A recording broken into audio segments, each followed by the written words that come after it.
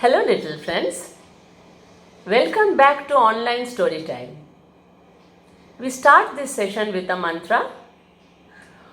Om Sarve Bhavantu Sukhinah Sarve Santu Niramayah Sarve Bhadrani Pashyantu Ma Kaschit Dukkha Bhag Bhavet. This means, may all be happy. May all be free from disease. May all realize what is good. May none get misery. We are recounting the marvelous incidents of Swami Vivekananda's life. In the previous storytime sessions, we have seen how much SriRamakrishna loved and admired his dear disciple Narendranath Datta, or Naren. He made Naren the leader of his young group of disciples. And these disciples too loved and respected Naren with all their heart. After the passing away of his master, Naren and his brother disciples started a monastery in the name of their master, the Ramakrishna Mutt. They performed a yagna and became monks. All of them had new monastic names now, like Swami Vivekananda, Swami Abhedananda, Swami Brahmananda, etc. As he was the leader of the monastic group, Sri Ramakrishna's disciples lovingly started calling Naren Swamiji. Therefore, we also will call him Swamiji from now. No more Naren.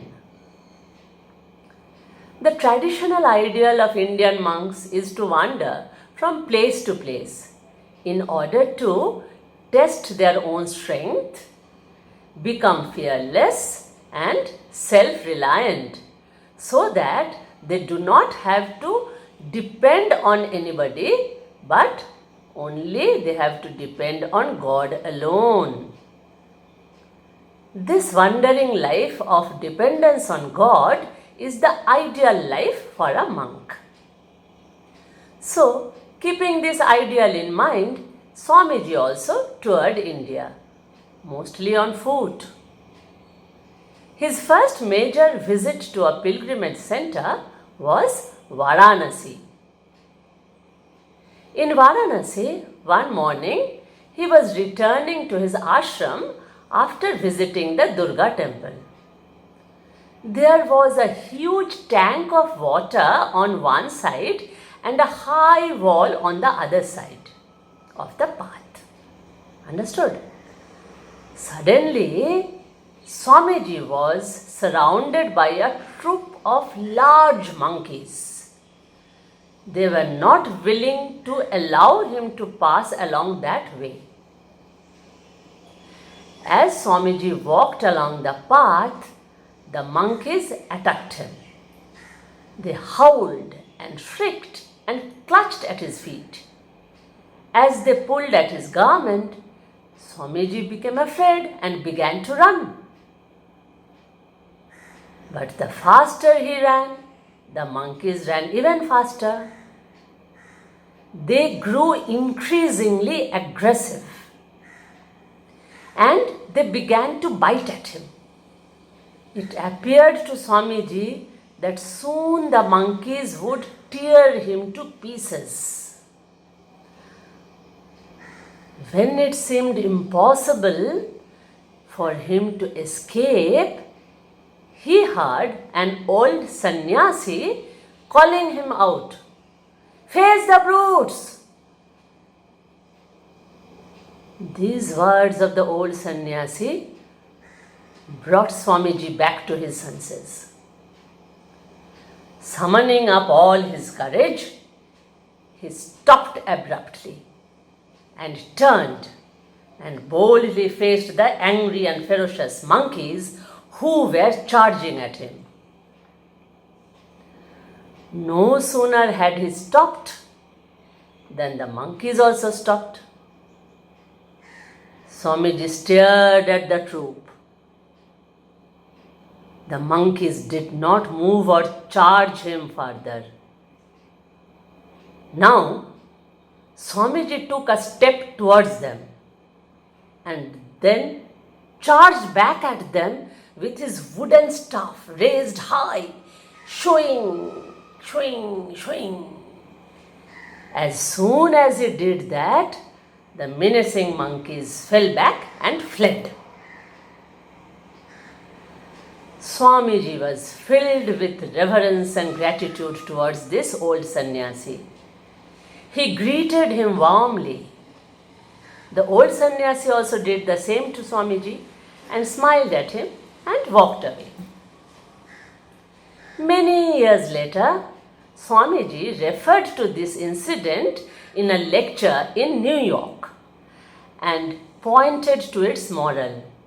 He said, "That is a lesson for all life. Face the terrible, face it boldly. Like the monkeys, the hardships of life fall back when we cease to flee before them." Swamiji also explained, if we are ever to gain freedom, it must be by conquering nature and never by running away. Cowards never win victories. We have to fight fear and troubles and ignorance if we expect them to flee from us. Swamiji said all these things. Now, let us think about this situation a little more. What if Swamiji had not turned back to face the monkeys?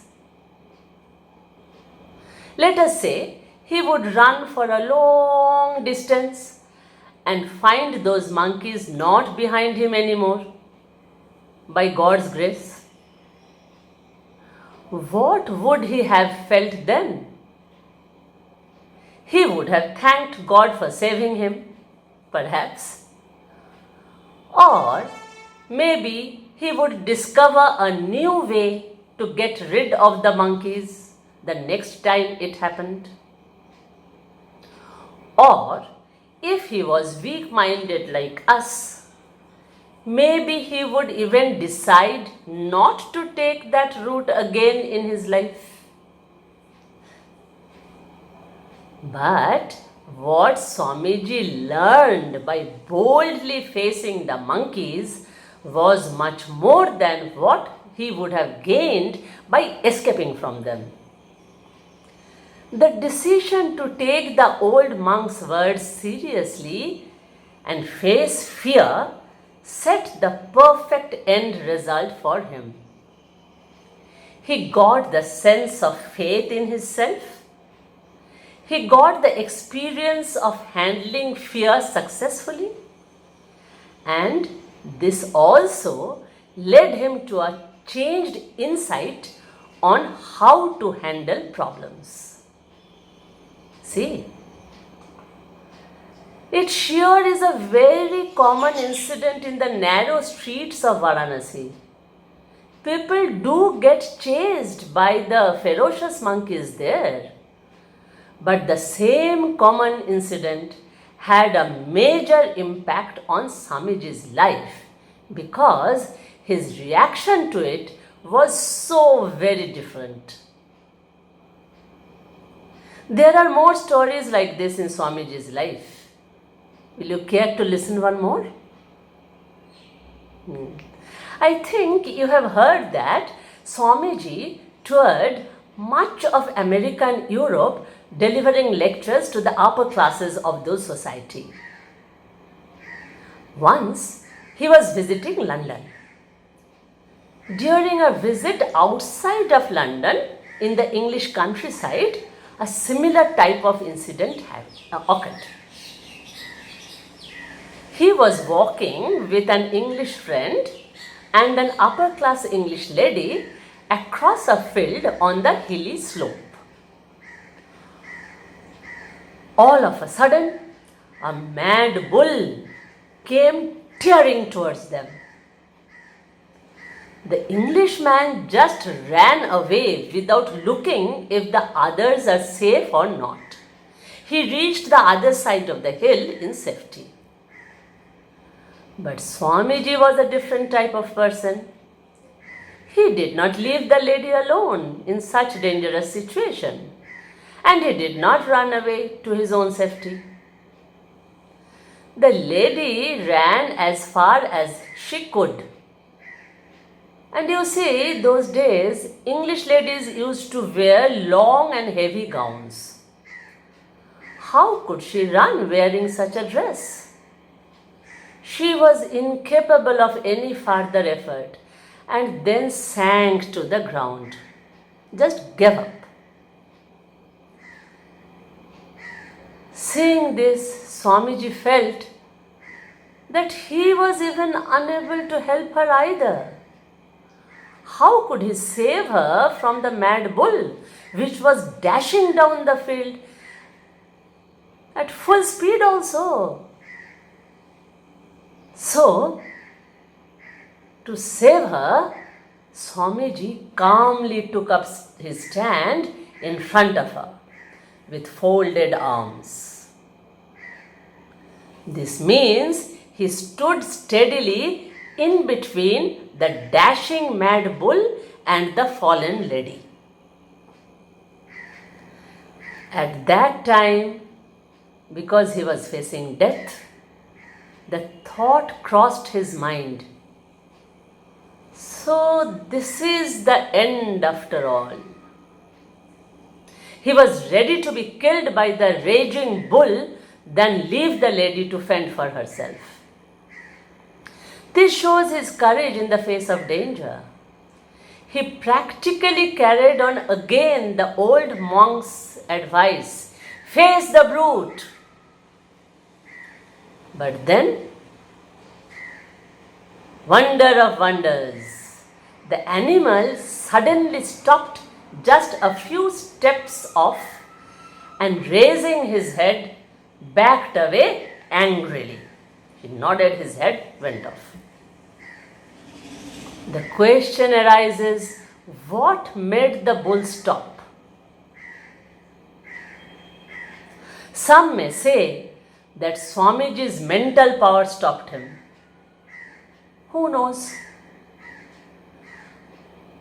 Possibly, Swamiji's facing him boldly made the bull stop in his path from doing any harm. Don't you think so? When all were saved from danger of getting killed or being seriously injured, naturally, Swamiji was asked what was going on in his mind at that moment of certain death. Swamiji told, at that moment my mind was occupied with a mathematical calculation as to how far the bull would have been able to throw me after dashing against me. He was joking, I believe. We face similar kind of incidents in life. Living in this world, we certainly have to pass through fear and other difficulties. But generally, we let the fear conquer us. This is the tragedy. Problems and fear are brutes who try to overpower us. Swamiji proved that the best way to get out of fear is to face the fear itself. Abhi, Abhi, he used to say. Fear not, fear not. And hence, we must learn from Swamiji's experience and decide to face problems head on. And every time we face problems or troubles boldly, we realize how much strength we have within us. The moment we confront troubles, they will flee. We will emerge victorious. Yes. Dear children, did you notice that as always, we learn so much from Swamiji's reactions to the incidents of his life. And hence, I repeat, every incident of Swamiji's life is like a lesson for us on what is ideal and how we should face troubles in our own life. Om Asato Ma Sadgamaya Tamaso Ma Jyotirgamaya Mrityorma Amritam Gamaya. Om Shanti Shanti Shanti Harihi Om.